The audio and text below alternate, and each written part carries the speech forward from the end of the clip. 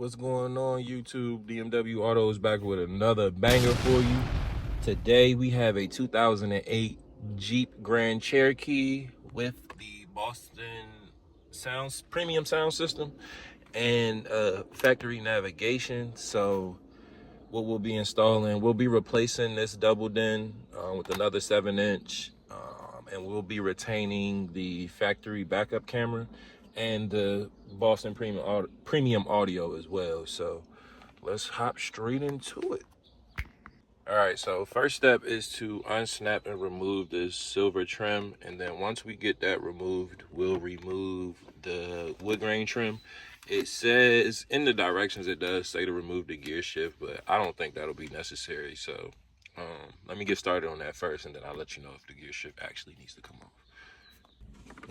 So you just unsnap and remove, and now we can start on this. All right, and once you get it unsnapped, it should come straight up like that. Get that out of there, and we can move on to the next step, which probably will be, so there's a Phillips head screw down inside of here that you have to remove. So we'll take that out, and that will allow us to unsnap the entire dash. So a little screw right there has to come out. Keep it moving. All right, now once you get the screw out from in the ashtray, the vents are part of the bezel, so just be careful when taking that out and make sure you pry all the way around. As you can see what I did, and that'll come off, and you're gonna have the connections for the AC and the outlets, so we'll disconnect those. I'll drop the gear shift down and I'll show you what they look like. They're most likely push tabs, and then for the radio, just be some more 4 Phillips head screws, and we'll have the radio out. All right, so here we just got push tab. This push tab is on the side here, so push that down. This one's on the top. This one again is on the side. And then for the plug, for the cigarette plugs, it's on the back side. So just push that down, pull that out, and this one is here on the side.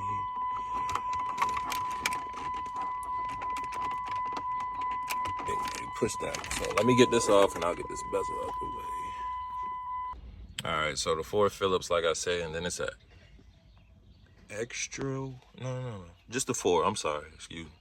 And you'll pull, so it's not gonna come straight off because it has like a little attachment in the back to keep it secure. So just give it a nice little nudge and the radio should come straight out. Okay, so for the back, the push tabs for the gray will be at the bottom for all 3 of these. So 1, 2, and 3 push tabs at the bottom. And then for the antenna connections, the push tab is right there on the side on the top. So you just push and release, pull it back, and it'll come off. All right, so this is what we'll be installing. This is an ATOTO double din. I've had really good reviews from these units, so I continue to use them. I will drop the link to the double din kit. It's a Metra 956511-17. This is the CRUX-SOOCR-26 for the wiring. It'll come with 2 different wiring harnesses depending on the year, make, and model of your car, which one you'll use. So this will connect to this will connect to the car. This goes into a small plug here based on if you have the amplified model or the non-amplified. We had an amplified, so that'll be connected to this little piece. Yeah, and the wiring, everything was already labeled for me. So front left negative and front left positive. So basically just connected all of those, power and ground, illumination. Everything was wired how it's supposed to be. So can't really beat that with the labels. The reverse gear for the signal. So that was pretty straightforward. I will show you how to do the steering wheel keys also as well in a minute. This is the antenna adapter. This is what you'll need. microphone, and then this is a Wi-Fi antenna. So let's get inside the car. All right, to retain the factory backup camera, you'll need the CRT CR01, and this literally plugs into the white cable here, and you just plug that into your rear cam input in the back of the radio, and you'll retain the factory camera just like that. All right, for the steering wheel controls, we'll be going with the SW1 RC1 interface. I thought that we would be able to just use the two resistive wires on the radio, but turns out we'll actually need this, so I'll show you how to set up and install that. So the two. All right, so out the box you'll have the wiring harness and the actual module itself. So the first thing you have to do is set the dip switches. So for this specific vehicle, 4 and 5 need to be down, the rest need to be up, and then on the right side, 4 needs to be up and the other 3 need to be down. All right, now for the steering wheel controls with this SWI RC1, these are the connections. So the pink wire needs to go to the white and orange wire on the car side harness. The black wires, I just grounded all 3 to the black ground coming from the car side harness. And then this last one here, which is the red and orange wire right there, needs to be connected to the yellow wire coming from the pack harness. And that's how you get this to work. You don't have to program it. As soon as you plug it up, it'll work directly out the box. So like I said, pink to white and orange, black to black, and then yellow to red and orange. So now let me put the radio back and I'll show you. This works with this unit specifically, so I'll show you how you program it, or basically just let the radio know the SWI RC1 is hooked up. So let me put it back in and I'll show you. Another thing also is with the Scosche backup camera adapter that retains the backup camera. Show you guys this.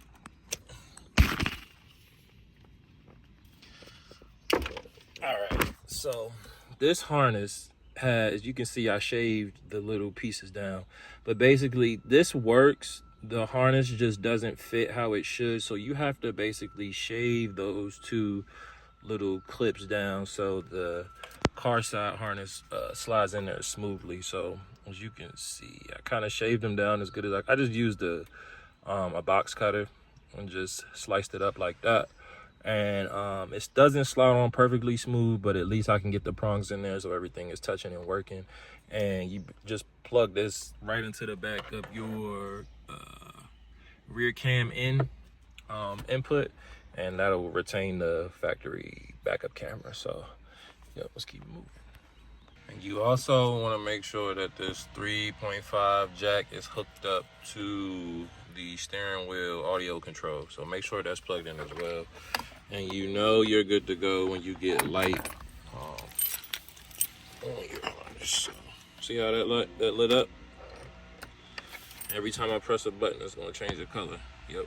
So that's how I know it's programmed up and working. This is actually the second one I had to use. The first one just died on me after I used it, literally programmed it, put it back all together, and it just died. So yeah, make sure that light is lit up.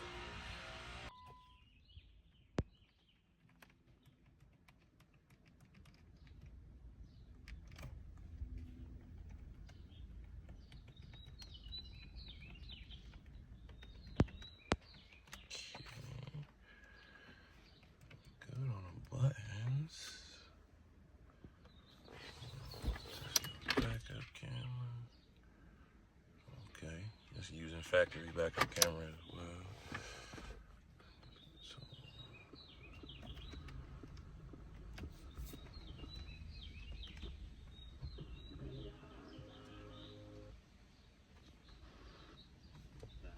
I would say that's a classic case of projection.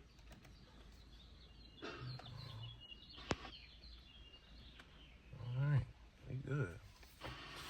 Yeah, so CarPlay on here. Got to connect the Bluetooth. I'll show y'all that as well. But nah, this radio's good to go. All parts will be listed in the description below. Thank you for tuning in, and I'll see you on the next one.